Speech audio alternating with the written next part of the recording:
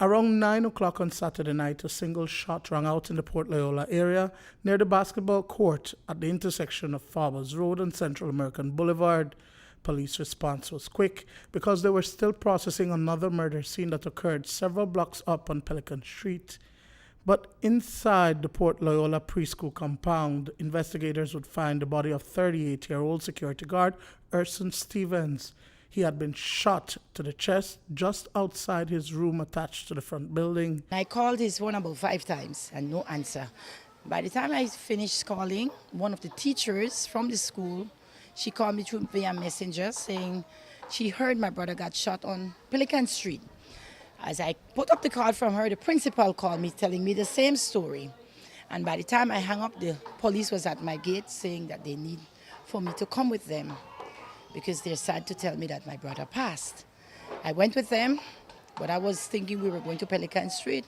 They stopped at the school. I saw everything blocked off, and they said, "Miss, are you ready?" I said yes, and I went in and I saw him right where he was just playing his music and just chilling and doing his job. He dropped right there. On the veranda. On the veranda. He was observed with a single gunshot wound to the left side of his chest. Is there any known reason I was targeted? A 48-year-old working man who's basically a watchman, no robbery element. Up to now, we cannot establish a motive and why the reason that he was shot. The senseless murder of Stephens has shocked the entire Port Loyola community as well as the school. Principal Elizabeth Potts says that she rushed over to the school to find his body being carted away by the police. I saw nothing because when I came, as I said, they were taking him away in a police vehicle.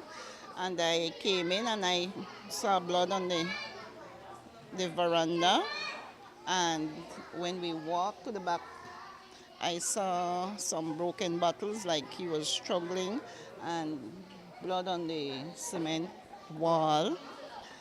And then the police came and they went to the back there and they found a pair of slippers, like if the person had jumped over the fence. Now, this had to have been a shock for you and the school in general. We said that this man has been here even before you got here. How do you feel about the fact that, he was on the job and his life was just so callously taken? Yes, it's rather hurtful. I don't know if hurtful is the word, but we feel it like it's one of our own, because he is always here and you can always ask him, "Orson, please do this for me. Orson, please get this water bottle to the back for me." And he's just part of our family here at Port Loyola. It's a frightening ordeal for the family because Stephens was killed at the place he called home for over a decade. His sister Gwendolyn Jones describes him as a humble person who didn't say much and had no beef with anyone. The father of 4 children had a passion for maintaining bicycles. I don't know who that person is, but they really chanced my brother out of his life. He's a humble person. He don't mess around. He's into no gangs. He fixed his bicycle. He tends to that school where he was for the past 10 years.